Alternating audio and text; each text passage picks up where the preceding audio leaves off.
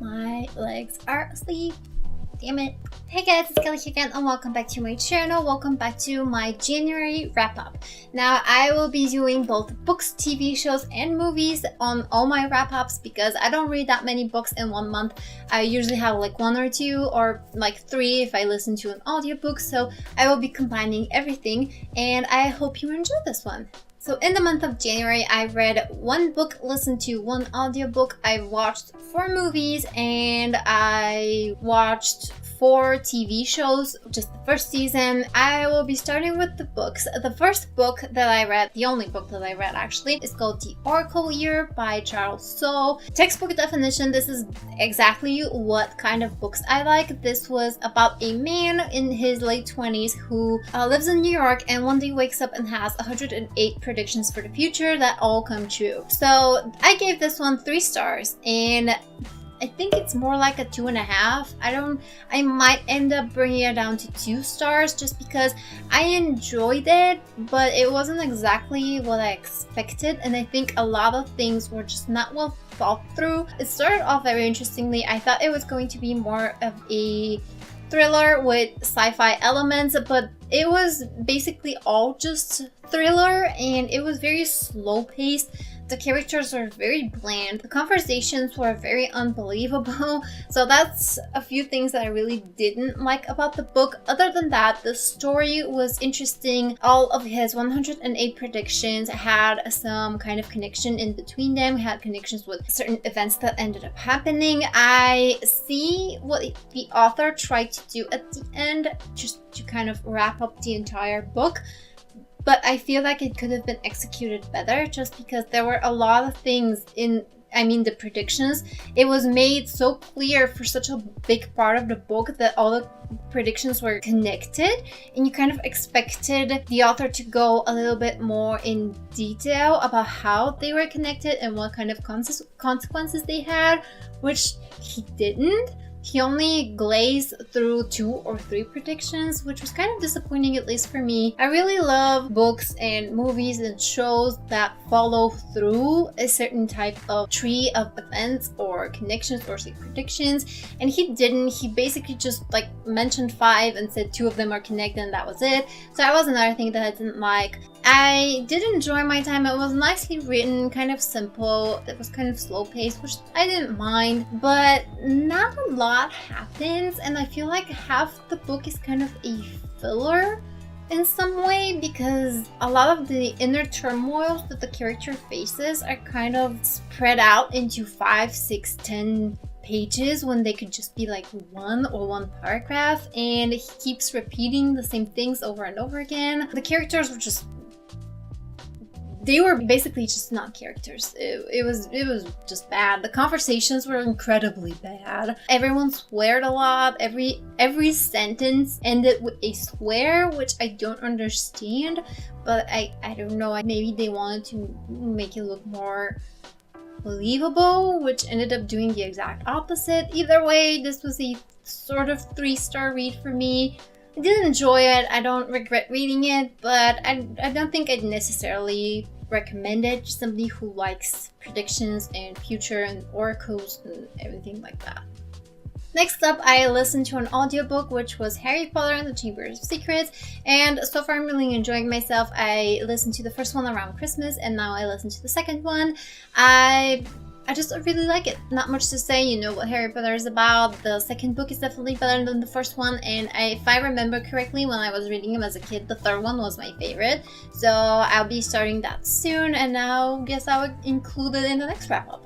Next up, I'm going to be mentioning the movies that I saw, and a few of them are old, a few of them are new and I saw in the cinema. First one that I saw was Loving Vincent, and I wanted to watch this movie for a really long time but never really got to it. I absolutely love Vincent van Gogh and basically his life and what he stood for. Not so much his art, but I do believe that his art is an expression. It's not perfect, but it's not supposed to be, and I love his views on life and his life and in general. So I really wanted to see a little bit more of a glimpse within his life. So I watched this one. I know that it was nominated for an Oscar. I also know that it won a couple of awards.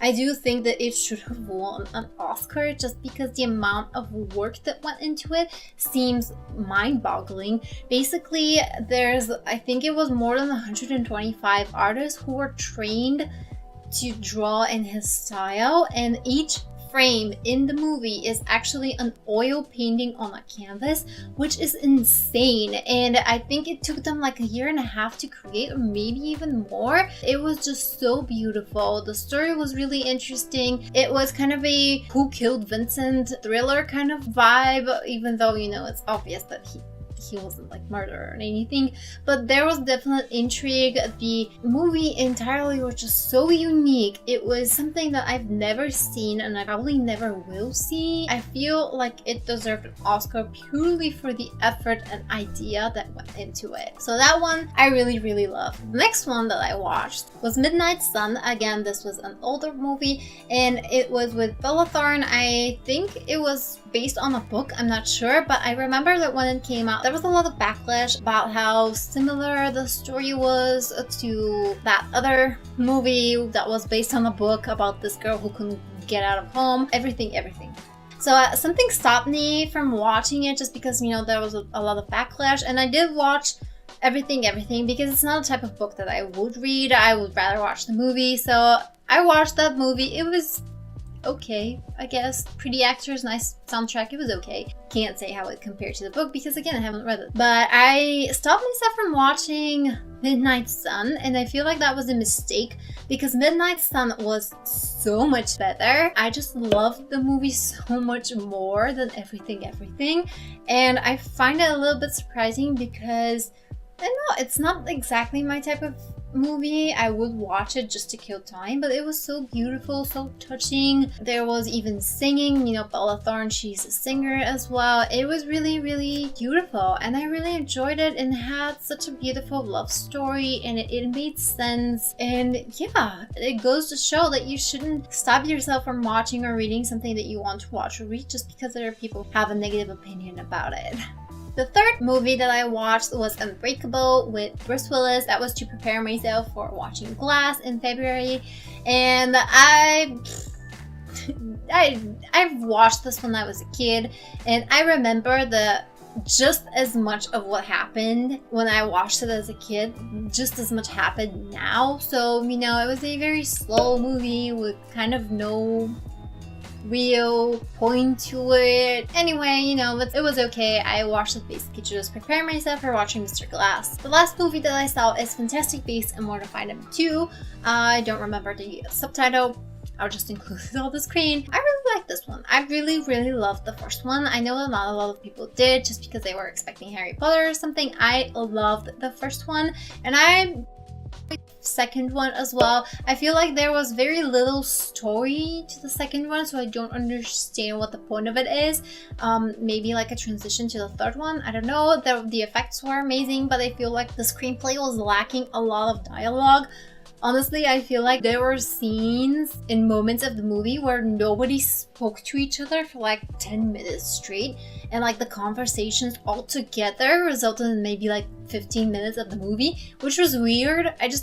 I may be wrong. The thing that has left in my mind is it was a very silent movie, and that's weird. Still enjoyed it. The effects were nice, and I liked the actors and the story and the universe.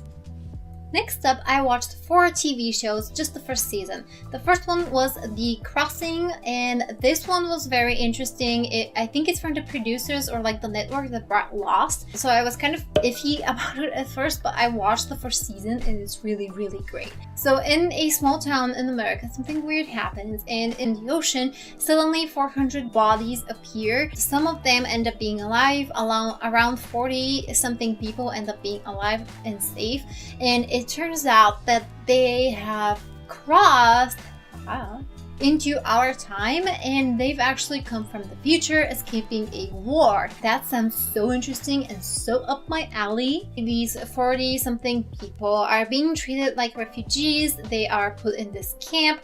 It turns out that the war is actually between species, and there's actually another species that kind of wants to destroy humanity, and also one of them kind of made it through with the rest of them, so now this species is in our timeline as well. So it sounds very interesting. It was very dynamic. The actors were really great. The effects were great. There was a kid actor who actually did her job and was okay as an actor, which is something, something to say, because I'm sure I'm not the only person annoyed by children who cannot act in TV shows. It was a very interesting sci-fi movie. I very much enjoyed it, and I would definitely recommend it if the premise sounds interesting to you. The next TV show that I saw is called Manifest, and technically it's not over yet. It has, I think, 18 episodes. I've watched 13 of them, and by the time you're watching this, I probably would have seen all of them, or like at the end of February. If I finish it then, I will update you. But as far as I've gotten, it's about this magic plane. At least that's what I call it. And these people whose plane gets delayed, and half of them go on this first plane and arrive home safely. The other half gets transferred to a later plane, which encounters turbulence, and they land, and suddenly there's police everywhere. Their close relatives are there. Everyone's very shocked that they landed, and it turns out that it's actually 5 years in the future. So the turbulence that they went through was kind of like a time portal or something like that, and they ended up arriving 5 years in the future. And if that's not interesting enough for you, the passengers that were on the plane, they develop these connections in between each other.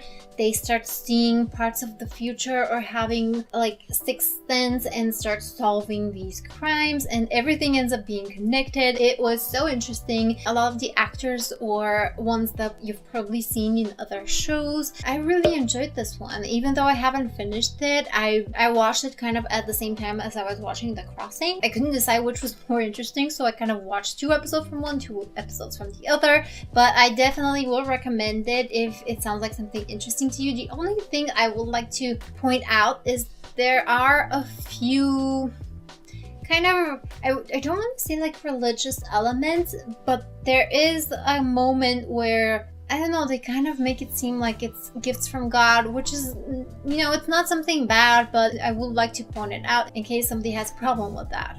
The third show that I watched was Nightflyers, and it is created by George R.R. Martin, and that is basically what kind of gripped me about it. At first, it is a sci-fi TV show about this crew on a spaceship that go into space and try to encounter this alien spaceship. So it's basically a first encounter type of TV show, but it is more of a horror / sci-fi. So going into this, I expected something along the lines of Alien or other types of sci-fi movies about first encounters or life or anything like that.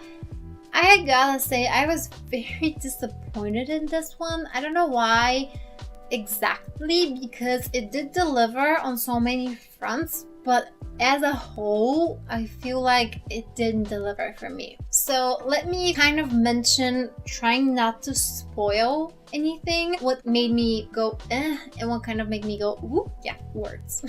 What I enjoyed about the movie was that it was sci-fi. It had a lot of interesting concepts that were being discussed, like AI and humans transferring their consciousness into AI, and clones, and time travel in a way, or multiple universes, or spore viruses, empaths and telepaths, astral projection, space journeys, going crazy in space. So there was so much going on, which is great, but at the same time, it's only 8 episodes, and it was not great because each episode you have to pay attention to like these 5 different things, and there was so much going on that you kind of got lost, and in the end, not much got explored. Things, you're just kind of thrown into this universe and you're expected to know everything. And as far as I gather, this is actually made based on a book full of short stories by George R.R. Martin, and it's based on like one or two of the short stories, which I honestly can't see how that happened because there's just so much going on. I feel like it could have toned down a bit, or maybe just kind of spread it within 2 seasons or 3. Maybe he didn't know if he'll get a chance to make a second season, I don't know, but there was just so much information. And like I said, the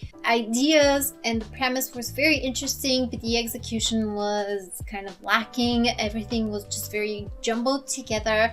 You couldn't pay attention to everything. You had to decide which was most interesting to you and pay attention to that. Everything else kind of happened in the background. Nothing much was explained. Things that weren't that interesting and weren't the main focal point were explained a lot more than the actual story that they were trying to follow, or at least that I thought they were trying to follow. You know, the alien ship and them reaching the alien ship and meeting the aliens.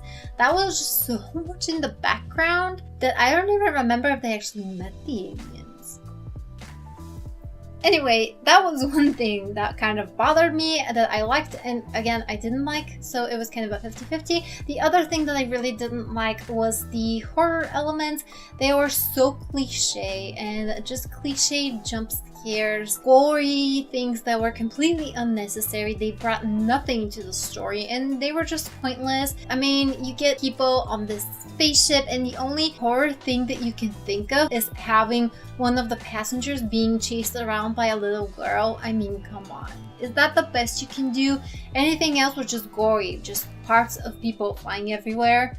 That was honestly kind of cliche and overdone. So that was another thing that I didn't like. If you want to give it a try, I would recommend, you know, because it's not bad, the effects are nice. Again, the ideas that are discussed are very interesting, but at the same time, like, you need to take what you can and what you're interested in from this show and kind of develop it on your own afterwards, and maybe search for something that explores them a little bit more. If I had to rate this show, it'd probably be like 2.5 stars or something, maybe 3, just because of the ideas, and I really like the ideas. The last show that I watched, I was going to watch just season 1, but ended up loving it so much that I watched season 2 as well, and it is called The Marvelous Mrs Maisel. It follows this woman who lives in the 50s, I believe, in New York. She is Jewish and very, very funny, and her husband, who dreams of being a comedian, ends up cheating on her and leaving her for his secretary. Cliche, I know, but everything else was totally not cliche.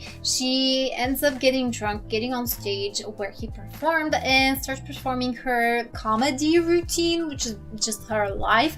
And it turns out that she's actually really good and just naturally funny. And she ends up pursuing this career of a female comedian in New York in the 50s. This show was really, really adorable. I absolutely loved it. I find sarcastic Jewish New York Bronx humor like the best kind of humor. I don't know if you know exactly what I'm talking about. In comedies, this type of humor is kind of my favorite. I don't know why. I really enjoy it. This show was just so great. I absolutely loved it. You end up not just laughing along and laughing at the characters, with the characters, you end up kind of starting to feel for them and explore some interesting concepts about love and marriage and life. And it's definitely something that, if it sounds interesting to you and if you like this type of humor like I do, I would definitely recommend.